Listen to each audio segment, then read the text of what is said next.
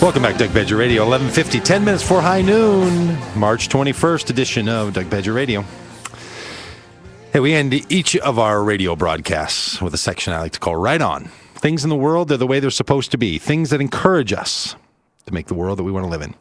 Things that just straight up are right on. Now, this is religious radio that's not quite right, but sometimes there's things that are right on.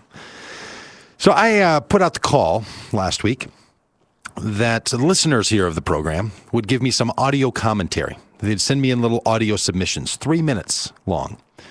And they would contribute something to the show. It's sort of an Andy Rooney-like moment. I don't know if you know that TV show, but there's a TV show called 60 Minutes, Grover.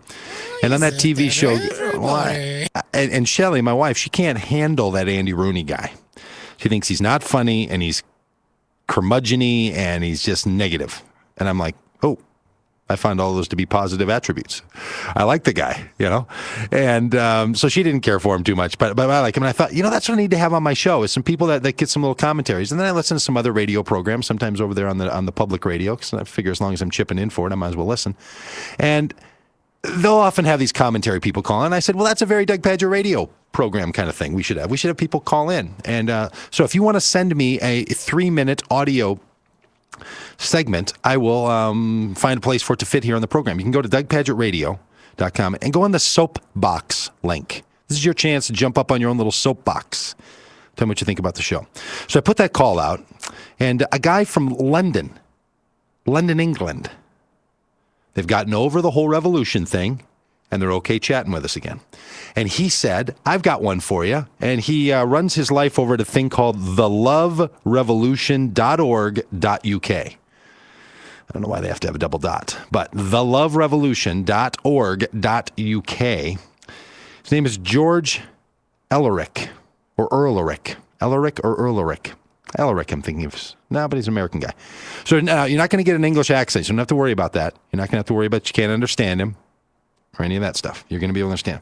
So he put together a little 3-minute deal, and he does a little expose. He does a little description. He does a little thought on a particular issue with some Bible passages. Now, it's a little more Bible-y than we usually get here. He kind of gets into some Bible stuff, but that's okay. It's not bad for somebody. It's kind of a little right on where somebody wants to say the Bible's not our enemy when it comes to living well in the world, right? Now, some people kind of feel that. They sense that it's more trouble than it's worth, and not all of us think that way. So this isn't bad to have it here. So we're going to listen to George, and it's going to be 3 minutes long, and then we're going to come back, and I'm going to give you some commentaries about why I think he's got something right on here to share.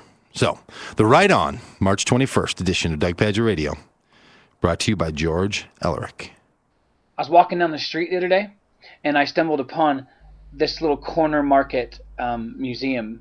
And I walked in and talked to the lady behind the counter, and after a long-winded conversation, found out that I had to pay a ludicrous membership fee just to come in and see some of this new art that was on display. Now, after that experience, it got me thinking about how our world is hardwired on basically trying to determine who's in, who's out, who's acceptable, who's not, who's clean, who's dirty, who's wrong, who's right. Rich. And basically, at the core of that intention is really fear. Or the need for control, the need to feel safe or to define. And Paul, an early church author, was actually dealing with a group of people who were having the same exact mindset. Now, the actual context that I'm speaking of is in Romans 3, chapter 23, one of the most overquoted and misunderstood verses in all of theology.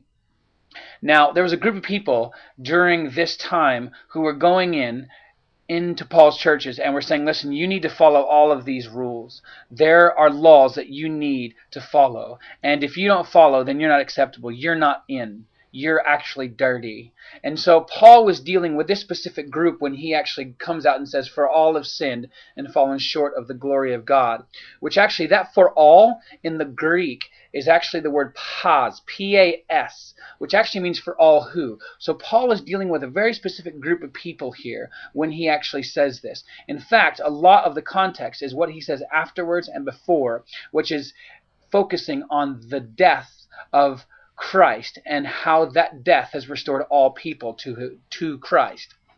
So when he goes on and says that for all have sinned, The word sin in the Hebrew mind is about personal potential, not fulfilling who you're meant to be. So when Paul says for all who sinned, he is speaking to this specific group. And what he's saying is, listen, because you're excluding, you are not being the best you that God has intended. And by doing that, you are actually misrepresenting the God that you say you believe in.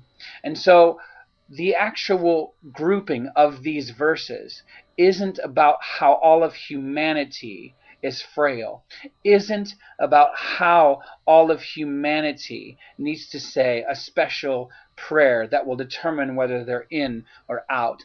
This verse is about a group of people who are excluding others on the basis of certain criteria. So I think a good question for us is, are we doing that? A certain question for us is, who are we being? And are we being who we're meant to be? And if we're not, then how are we better changing ourselves?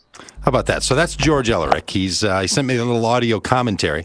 And I think what's right on about it is, here's a guy who took the time and the effort to say, for all the use that all the attempts that people try to do to use the Bible to be this excuse for exclusion and separation, even the most commonly used passages don't actually mean that. So to a guy who's willing to say, that's not what that's getting at, it's actually getting at just the opposite of it, and he shows us his math and how it's done. He shows us how it is that you end up at the wrong conclusion. To guys like George, right on. Good for you. Way to go. To the people who want to say, you know what, we're not just going to make assertions without saying there's reasons why people think of this in another way and are going to engage in that conversation. To those people, I say, right on. Way to go. Good for you. That's what you ought to do. That's how it ought to roll. So to the George Elericks of the world, whether they're in London or in the United States, whether they're the rich people or the poor people, whether the insiders or the outsiders, saying, look, we're not made our very best when we exclude, when we keep people out. And to those who say maybe we need to start with ourselves, I want to give out a hearty right on. That's the way it should go. That's what you ought to do. So, George, thanks. Thanks for all that you've been doing. Thanks for the kinds of contributions that you want to give. And frankly, thanks for submitting a commentary piece here to Doug Pagitt Radio, where we try to tell each other that the world's not the way we always like it, but we have choices to make. We can have a world in which we can make it beautiful, we can make it right, we can make it inclusive. And that's what George is doing here in this bit, and that's what I think all of us are called to do. We're called to say, you know what? Let's not be satisfied, no matter what part of our history, no matter what part of our traditions. Tell us that the world's made better by telling some people that you're out and other people that you're special. I think we're made better when all of us are reminded that we're in this together and there's no other. There might be differences, and those differences are what bring us together. So for those who are about that project, may your faith bring us faith. May your hope bring us hope. May your love bring us love. On March 21st, edition of Doug Pagitt Radio on AM 950 and DougPagittRadio.com.